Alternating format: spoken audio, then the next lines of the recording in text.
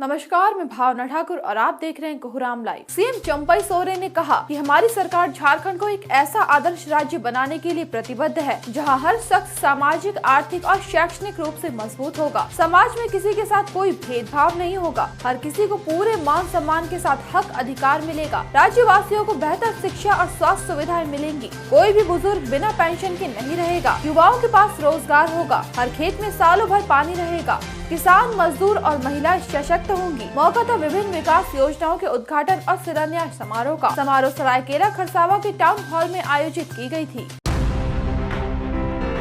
राजधानी रांची में एक साथ 4 दुकानों के ताले तोड़कर चोरी की कोशिश की गई। वारदात को बीती रात जगन्नाथपुर थाना क्षेत्र में अंजाम दिया गया। आज यानी शनिवार को भोर में जब दुकानदार अपनी दुकान खोलने पहुंचे तो उनका माथा ठनक गया। दुकानों के ताले टूटे हुए थे। हालांकि दुकान से कोई भी सामान गायब नहीं हुआ था। इस वारदात के बाद स्थानीय लोगों का गुस्सा उबाल पर आ गया। कुछ लोगों का कहना था कि इलाके में चोर एक्टिव हो गए हैं। पुलिस पेट्रोलिंग के बावजूद ऐसी वारदातों का होना चौंकाता है। अपराधियों में पुलिस का खौफ नहीं। इधर मिली सूचना पर पुलिस मौके पर पहुंची और तफ्तीश में जुट गई।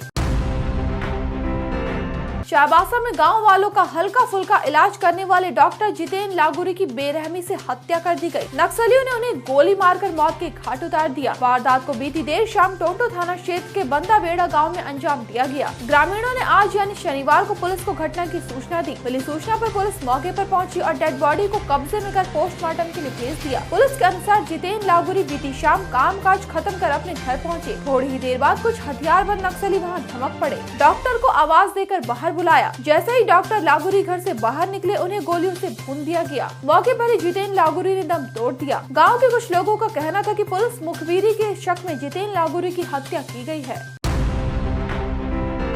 यूपी की योगी सरकार ने बड़ा फैसला लेते हुए सिपाही भर्ती परीक्षा को निरस्त कर दिया है। पुलिस सिपाही भर्ती परीक्षा 2023 बीते 17 और 18 फरवरी को आयोजित की गई थी। पेपर लीक होने के बाद परीक्षा में शामिल होने वाले अभ्यर्थियों ने विरोध प्रदर्शन कर परीक्षा को निरस्त कर दोबारा कराए जाने की मांग उठा रहे थे। इसे लेकर बरेली मंडल के चारों जिलों में भी अभ्यर्थियों ने प्रदर्शन कर अफसरों को ज्ञापन सौंपे थे। सीएम योगी ने मीडिया को बताया कि 6 माह के अंदर पूर्ण सुचिता के साथ परीक्षा आयोजित की जाएगी। उन्होंने कहा कि युवाओं की मेहनत और परीक्षा की सुचिता से खिलवाड़ करने वालों के खिलाफ कठोरतम कार्रवाई की जाएगी। परीक्षा की गोपनीयता भंग करने वाले एसटीएफ की रडार पर है। अब तक कई बड़ी गिरफ्तारियां हो चुकी है। सीएम योगी ने कहा कि परीक्षाओं की सुचिता से कोई समझौता नहीं किया जा सकता।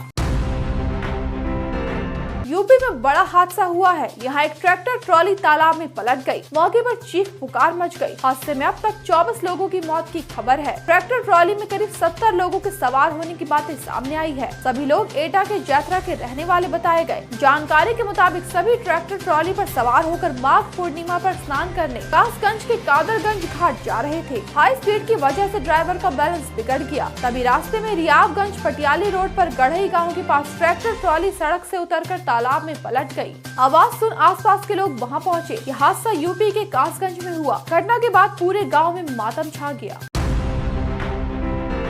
पलामू में कारोबारी विवाद में व्यवसायी कृष्णा प्रसाद गुप्ता उर्फ दुखन को गोली मार दी गई। गोली उनके कमर के पास लगी है। आनंद फानन में उन्हें छतरपुर अनुमंडलीय अस्पताल में भर्ती कराया गया, जहां उनका इलाज चल रहा है। इस वारदात को उस वक्त अंजाम दिया गया जब आज कृष्णा प्रसाद मोपेड से नौडिहा बाजार के रिसियप इलाके में कुछ काम से जा रहे थे। जैसे ही वो खडार पहुँचे, वहाँ पहले से घात लगाए बाइक सवार 2 बदमाशों ने उन्हें टारगेट कर गोली मार दी। वारदात को अंजाम देने के बाद बाइक सवार वहाँ से भाग निकलने में कामयाब रहे। बदमाशों के नाम और ठिकानों के बारे में पुलिस को सब कुछ बता दिया गया है। पुलिस मामला दर्ज कर अपराधियों की खोज में ताबड़तोड़ छापेमारी कर रही है। 3 नए आपराधिक न्याय कानूनों के प्रावधान आगामी 1 जुलाई से देश भर में लागू होंगे। ये 3 कानून भारतीय न्याय संहिता, भारतीय नागरिक सुरक्षा संहिता और भारतीय साक्ष्य अधिनियम है। इन तीनों कानूनों को बीते साल 21 सितंबर को संसद से मंजूरी मिली थी। इसके बाद 25 दिसंबर को राष्ट्रपति द्रौपदी मुर्मू ने भी उन्हें मंजूरी दी थी। इसे लेकर केंद्रीय गृह मंत्रालय ने अधिसूचनाएं जारी कर दी है। यह कानून औपनिवेशिक काल की भारतीय दंड संहिता IPC, दंड प्रक्रिया संहिता CRPC और भारतीय साक्ष्य अधिनियम 1872 की जगह लेंगे। तीनों कानूनों का मकसद विभिन्न अपराधों और उनकी सजाओं की परिभाषा देकर देश में आपराधिक न्याय प्रणाली को पूरी तरह से बदलना है।